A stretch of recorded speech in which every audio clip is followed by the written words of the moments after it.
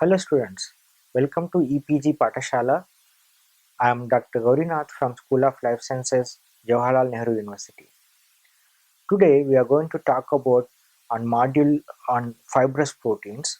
Here I will describe about the structures of alpha keratin, silk fibrin, collagen, uh, and this chapter is from the biomolecules and their interactions.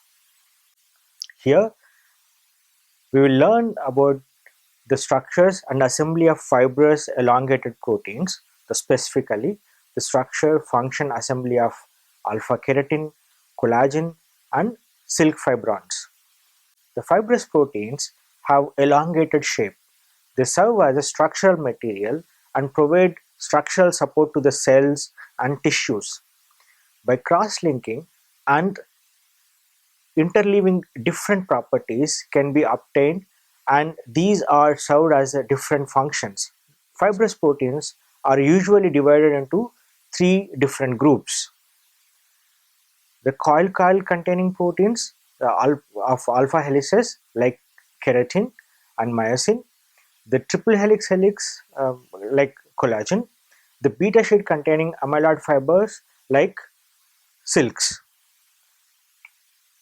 The alpha helical fibers of wool are flexible, elastic, and can be extended twice of their length, whereas collagen fibers are strong and relatively rigid. The beta sheet fibers are strong as well as flexible. Example, spider web. Some of the spider web are actually stronger than steel of the same dimension. If you take the thickness of the spider web of the same steel, actually the spider web is more stronger. At the same time, spider web is flexible whereas steel is not. The fibrous beta sheet structures are also formed by misfolding of soluble globular proteins, and these causes diseases like Alzheimer's and prion diseases. Alpha keratin is one of the classical example of alpha helical rich fibrous protein. Uh, Keratin protects epithelial cells from damage or stress, the key structural material making up the outer layer of human skin. And this is a structural component of hair, nails, and which are coded by almost 60 genes. The sequences reveal that there are two distinct but homologous keratin families, named as type 1 and type 2. Keratins contain a central region of 310 amino acids and four segments of alpha helical regions, which are separated by three short linker segments, predicted to be a beta-10 conformation. The four helical segments are made up of heptad repeats like coil-coil regions. These coil-coil regions are, which we have discussed in supersecondary structures module, where the seven amino acids are repeated. Uh, in that, every first or fourth amino acid could be hydrophobic. I will discuss again in the next slides. Here, I show you the structural domain assembly of keratin. What I said before, the long keratin molecule, where we have shown the green color segments, which are helical regions, and those gaps which could form turns. And N and C terminal form small globular domains. These ones form the helical regions form coil-coil dimers, and these dimers come together to form protofilaments, and these protofilaments assemble together to form a bundle of 8 protofilaments to form long intermediate filaments. Alpha keratins are rich in cysteine. The covalent disulfide linkages between adjacent polypeptide chains, leading to fibers that are insoluble and resistant to stretching. So the more disulfides, the keratins are more stronger. The central regions form coils leading to a rod-shaped structure with two globular domains at the each end.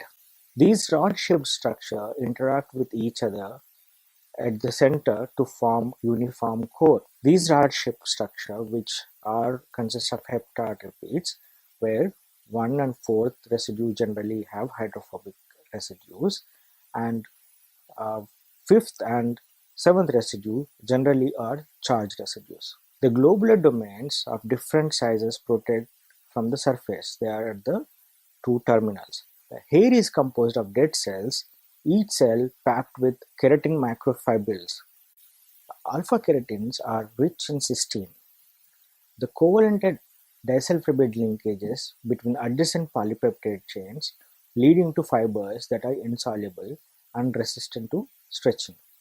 So the more disulfide bridges, the keratins are more stronger. The central regions form coils leading to a rod-shaped structure with two globular domains at the each end. These rod-shaped structures interact with each other at the center to form uniform core. These rod-shaped structures, which are consist of heptad repeats, where 1 and 4th residue generally have hydrophobic residues, and 5th and 7th residue generally are charged residues. The globular domains of different sizes protect from the surface. They are at the two terminals. The hair is composed of dead cells, each cell packed with keratin microfibrils. Disorders of keratin lead to several diseases because these are the main building blocks of hair and nails. Thus, its disorders lead to significant deterioration in the mechanical integrity of these tissues.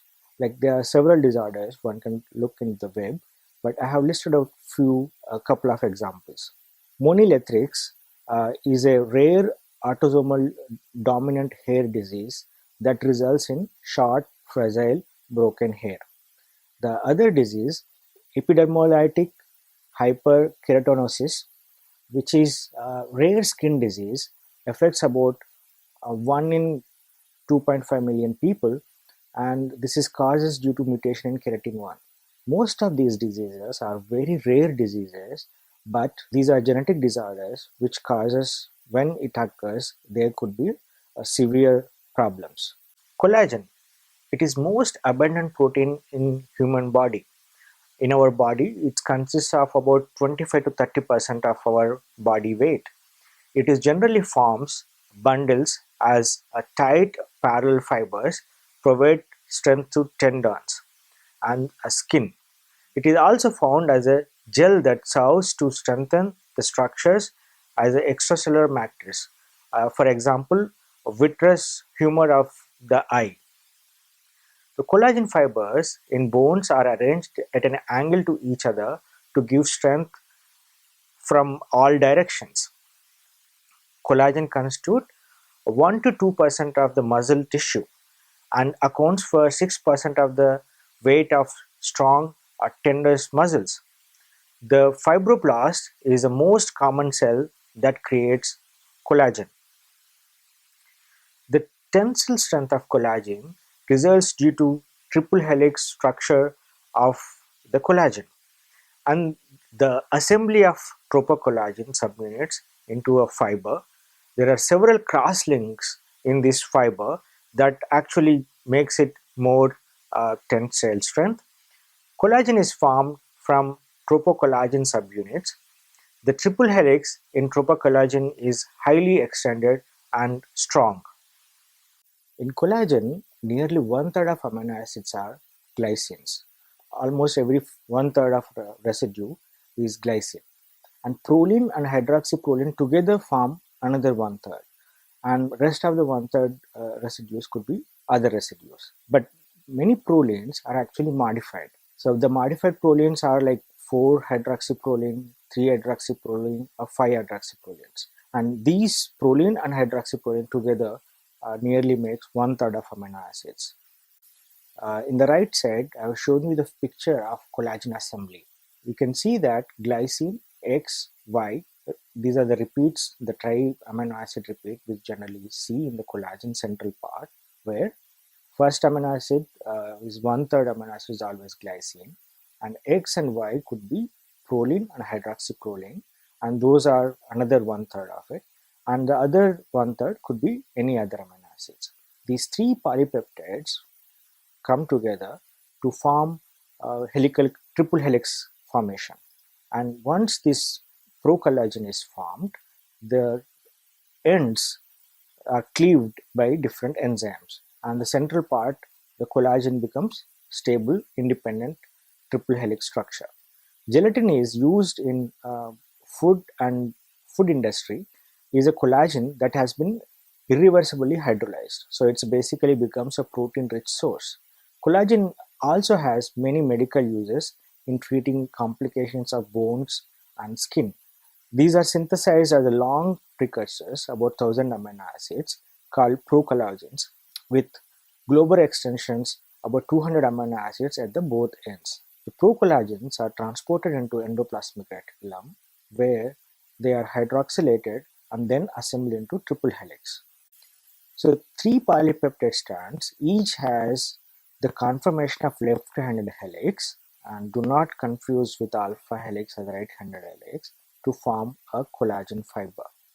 These left-handed helices are twisted together into right-handed triple helical conformation, or you call as a superhelix, a cooperative quaternary structure stabilized by many hydrogen bonds. So there is a hydrogen bond between the different polypeptides. Whereas in alpha helix, you see the hydrogen bond within the polypeptide. In the collagen, you see hydrogen bonds between the polypeptide. Each collagen fiber has several micrometers long and 50 to 200 nanometers in diameter.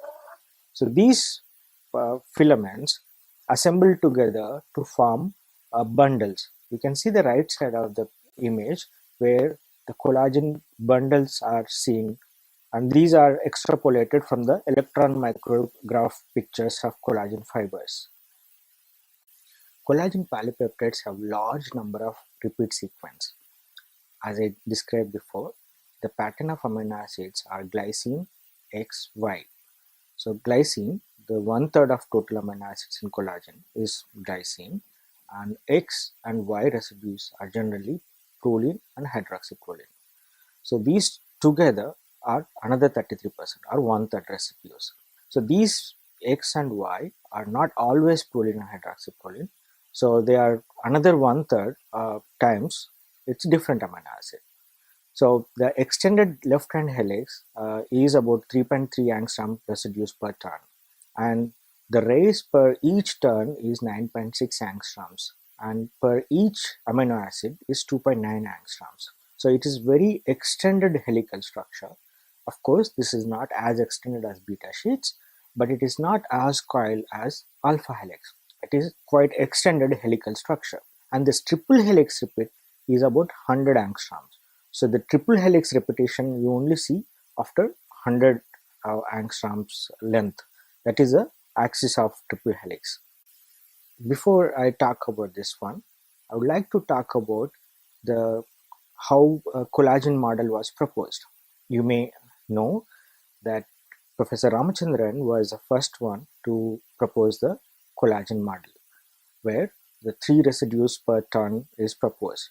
The left side one is the initial collagen model proposed by Ramachandran. So every third residue which comes in the center, and that is glycine, and other XY residue could be the other one. So according to him, these 3 coils come together, and then in the center the glycine comes, the other 2 residues on the outskirts. So when Ramachandran was working on collagen model, so initially people say that Professor J.D. Bernal was visiting India that time, and he suggested Ramachandran that why don't you work on collagen, because by that time Linus Pauling already proposed the model of alpha helix, beta sheet, and Watson Crick already proposed the model of DNA structure. So then the molecular composition was exactly not known, except that 1/3 amino acids are glycine, and another 1/3 amino acids are proline and its derivatives,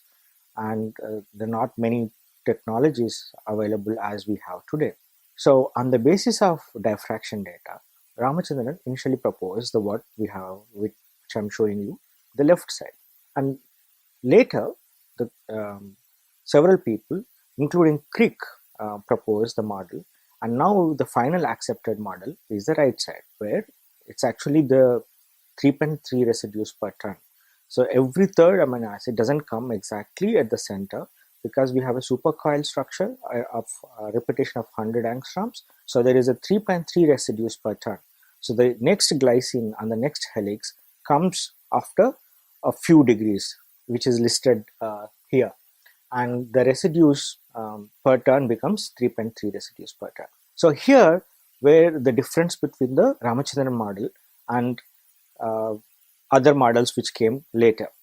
So people say in India, if you ask anyone who first gave the collagen model, they always say Professor Ramachandran. But in the West, when you ask people who gave the collagen model, they always say Crick gave the first model. So what people say in India, and what the historical fact seems to be, is that when Ramachandran proposed this model and the paper was sent to revision, and it was sent back saying that if all the three residues come in the center, there will be enough crowding and there will be steric clashes where they cannot accommodate.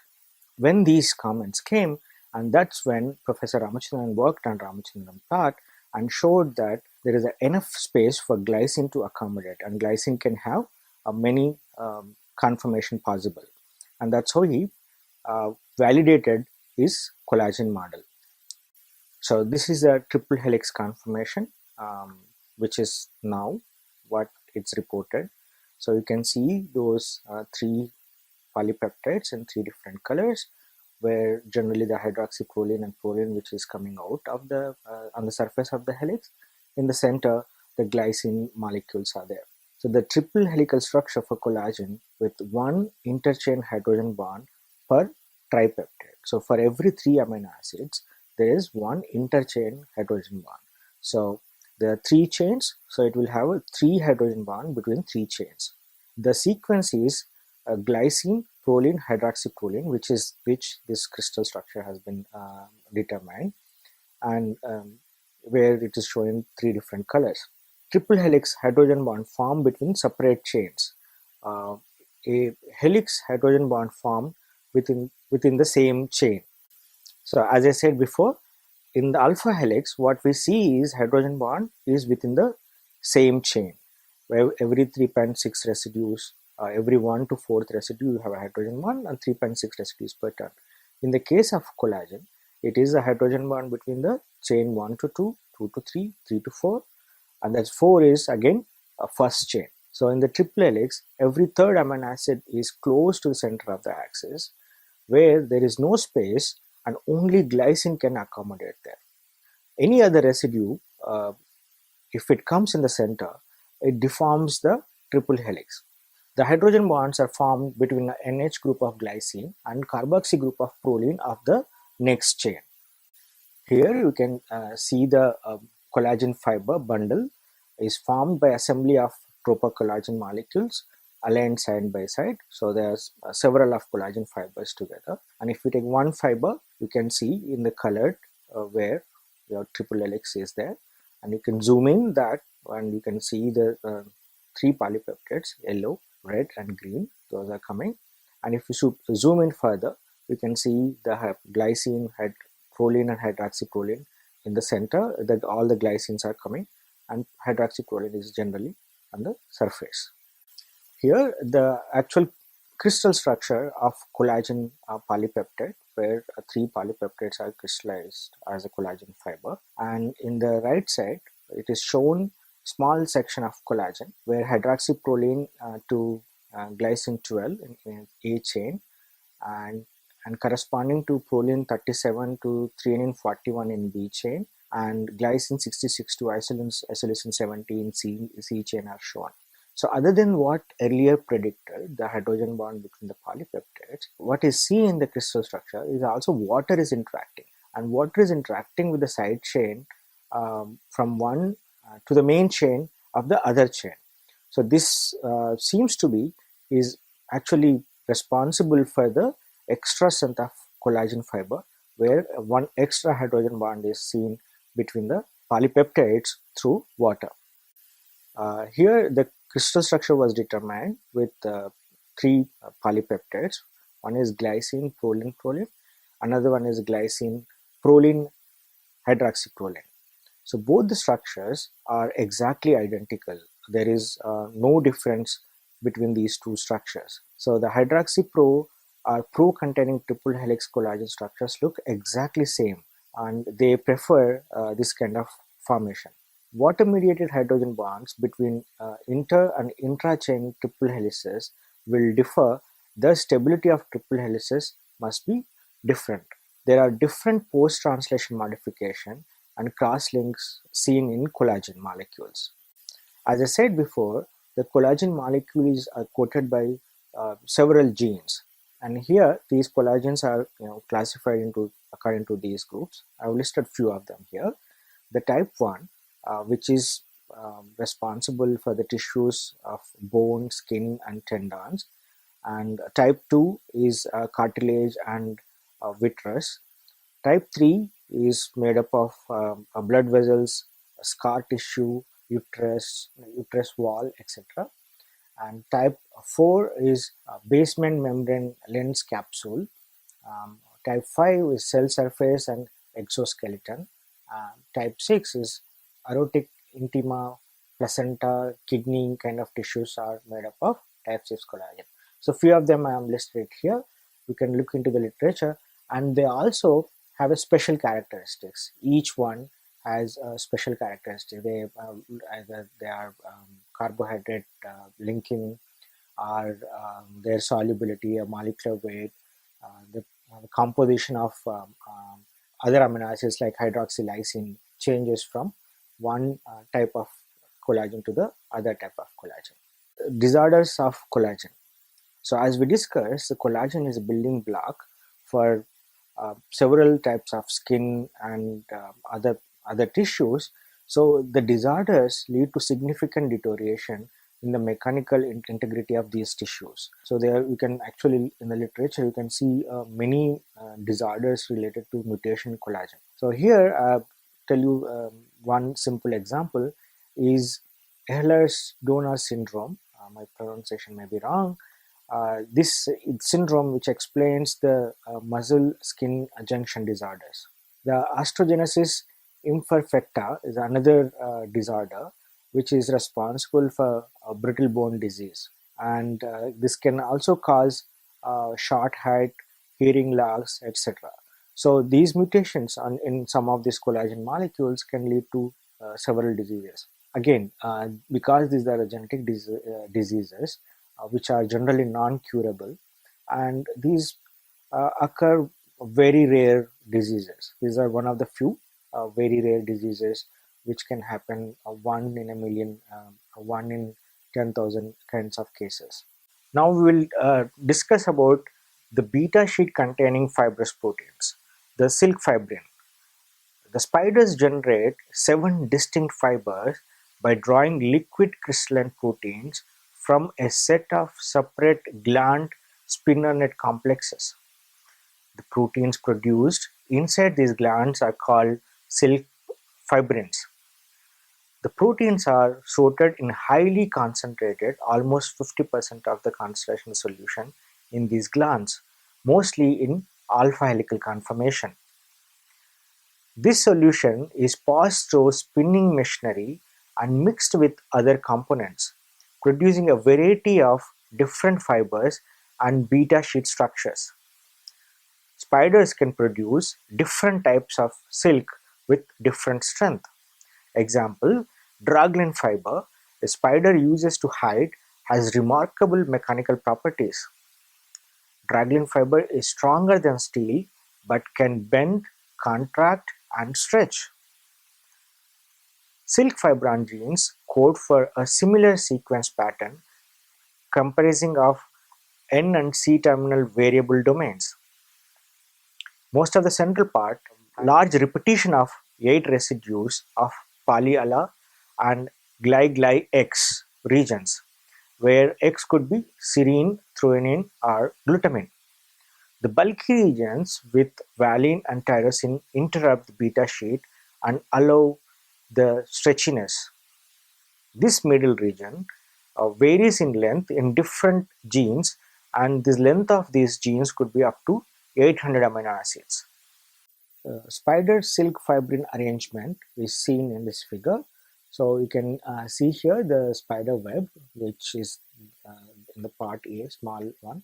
If you zoom in, it is made up of several silk fibrils, and these fibrils are, if you further zoom in, has a jelly, a mesh kind of structures in which there are crystalline particles, and these crystalline particles are made up of beta sheet nanocrystals, and these beta sheet nanocrystals are polypeptide containing a lot of beta strands. So some parts of the microcrystal structures, other regions form a less ordered mesh-like structures where this crystal part is embedded.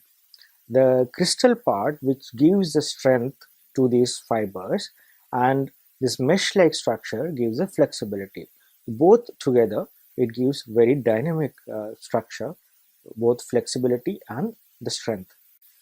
The structure of this silk fibrin beta sheets is, if you see here, three-dimensional view of the stacked beta sheets. The intercalation of side chains like alanine, serine from one polypeptide is intercalated into the other side of the beta sheets. So the beta sheets are stacking in two ways. One is the hydrogen bond between the two beta sheets. So the side chains which are the perpendicular, those are stacked with the other beta sheets. So this is a stacking of the beta sheets, both hydrogen bond and intercalation of the side chains with the neighboring beta sheets. So it almost forms a three-dimensional structure of beta sheets. Fiber diffraction studies indicated that some proteins in spider milk fibers adopt beta sheet structures very similar to common silk. The fibers contain small microcrystals of ordered regions inserted in the matrix of less ordered regions, this jelly type structure. And this is seen in both EM studies and NMR studies. And each microcrystals are about 70 to 100 nanometers in size. The microcrystals comprise about 30% of the protein in the fibers arranged as a beta sheets. They contain trace amounts of calcium ions, are about in the 70 to 100 nanometer crystal size of the crystalline. Professor Lynn Jelski of the Cornell University established that polyala repeats are involved in microcrystal structures. She fed spiders with C13 labeled alanine and studied the spider chains by NMR studies. The process of spinning converts the silk proteins from soluble alpha helical proteins to fibrous form containing beta sheet structures. Similar to soluble amyloid and prion proteins to insoluble fibrous form. The crystal part gives strength, and mesh-like part, which is less ordered structure, gives a flexibility. Understanding and manipulating the structural details of these regions might result in fascinating new materials. So students, let's summarize what we have learned in this module.